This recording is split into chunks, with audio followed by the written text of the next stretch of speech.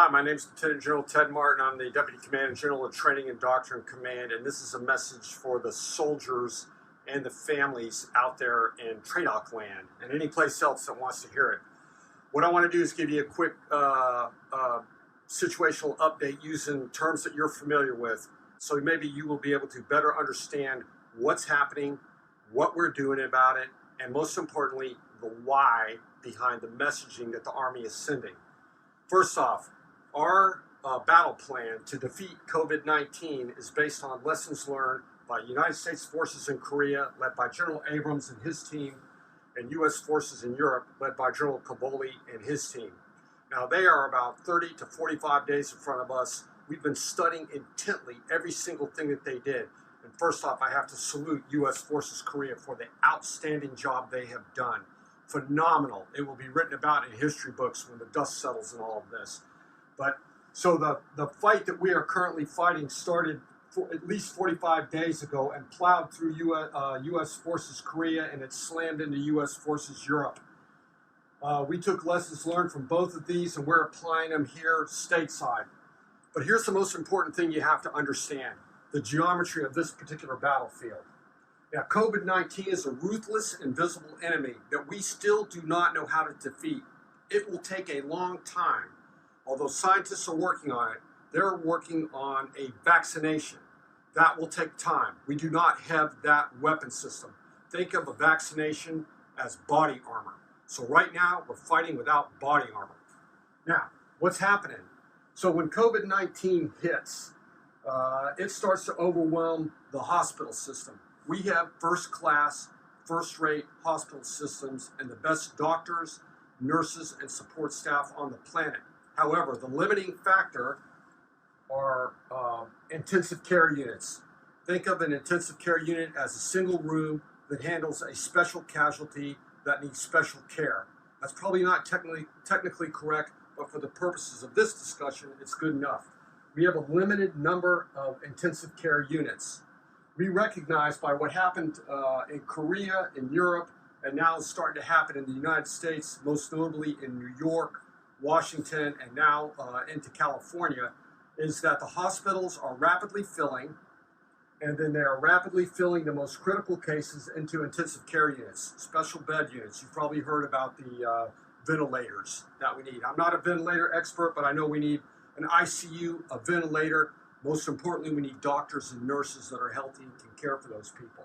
So while these ICUs are filling up, the decision was made to commit the United States Corps of Engineers under the leadership of Lieutenant General Semonite.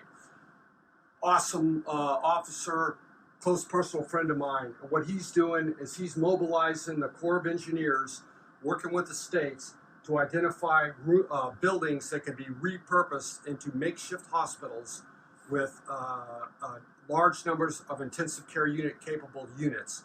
From what I saw, and there will be a link to one of his briefings that he gave, they can take a dormitory room or they can take a small room in a hotel, and they can give it negative pressure with a little bit of engineering work, and then it gets FEMA and Health and Human Services will give them the equipment they need so that we can establish a large-scale number of intensive care units. Very important. That work is ongoing. I have a great confidence that we are moving as fast as we can to build those intensive care units. Now, what's our role in this? First off, we have to maintain battle readiness. The world is not stopping. There are bad actors out there, and they are still maneuvering against us, just like they do every single day.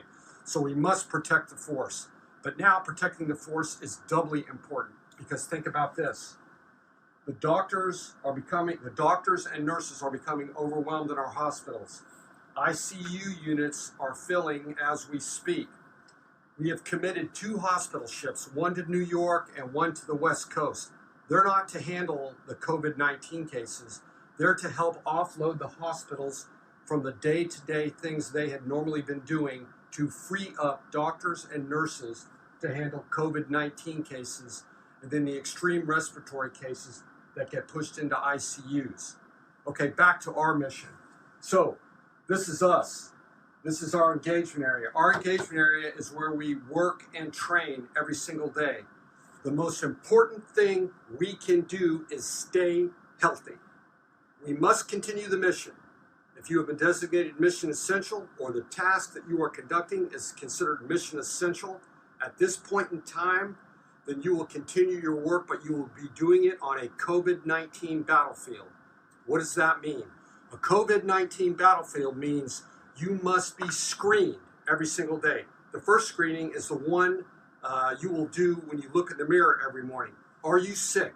Do you feel bad? Do you have a cough? Do you have diarrhea? Do your muscles ache?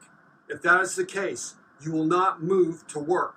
You need to notify your chain of command, then you'll seek medical care, probably by telephone, where you'll be further evaluated.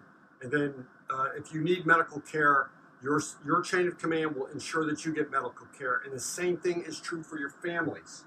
Okay, so we check ourselves first. Then when we move to work, we enter our headquarters building, we enter the command post. The first thing you should be doing is you should be screened, probably by a non-commissioned officer. They will ask you the same questions. They will take your temperature. You will clean your hands, and then you enter the bubble. We want to establish a bubble about our workspaces. The purpose of the bubble is it's a self-contained, safe environment where we can continue operations. Now, we can't get sloppy. Inside there, we have to continually clean our workspaces. We have to clean doorknobs and door handles. We need to do the things we need to do to protect ourselves so we do not become casualties. Okay, so it's easy if you're in a command post. What if you're in basic training? What if you're in advanced individual training? I'll give you an example. We are conducting an advanced individual training for aviation mechanics here at Fort Eustis, Virginia. They go through the same screening every morning. A drill sergeant looks them in the eye. We do not get in a formation shoulder to shoulder like we've been doing for 244 years. We're double arm extended order, keeping a space around each of us. And those non-commissioned officers are going around and they're looking the soldiers in the eye. They're making those checks, and then they're taking the temperature. Once they've done that, they will march in an open order to class. Before they enter the bubble of the training environment, they will be screened once again. We will ensure that they are clean by sanitizing their hands. And then whatever they're doing, for example, 2 days ago, I observed Black Hawk helicopter mechanics working in a helicopter. We went to 2 soldiers in a helicopter instead of 4. So it's 2 soldiers separated with an instructor. And before they handled any of the instruments or controls inside the helicopter, they sprayed down and sanitized those controls. So they did their training. They did it to standard. It took a little bit longer. It was a little bit more one-on-one. And guess what we found out? We found out that it may take more than 15 weeks to create a particular MOS. We need to be agile and adaptive in the way we do our training. So if it takes 30 weeks, it takes 30 weeks. We will not compromise on force protection. We will continue the mission. So back out to here. This is what you need to do for your Army. You need to stay safe. You need to stay healthy. You need to give the doctors the time and space they need for these engineers to get in and build the new fighting positions in this war. And those fighting positions are intensive care units. I'm sure there's a lot of questions out there. It's taken a while for the information to flow down, but we're trying to be as agile and adaptive as we can. We're trying to flatten communications. My recommendation is that if you are not already on Twitter, Instagram, or Facebook with your small unit, let's start with the squad, communicate every single day with one another. If you're a battalion commander or a command sergeant major, you should be putting information out that will help the soldiers and their families to understand what we are doing, why we are doing it, and how long we will have to do it. This is not a one and done. This will not be done in a month or 2. We're going to have to change the way we train forever. This is a mission we can do. Remember, the soldiers on the front line, right there in the hospitals. Say a prayer for them tonight. Those doctors and those nurses, they're kitting up every single day, and they're still fighting an enemy that we don't fully understand. You can be sure that your Army is reevaluating on a daily basis our approach to this fight. We will succeed. We will win.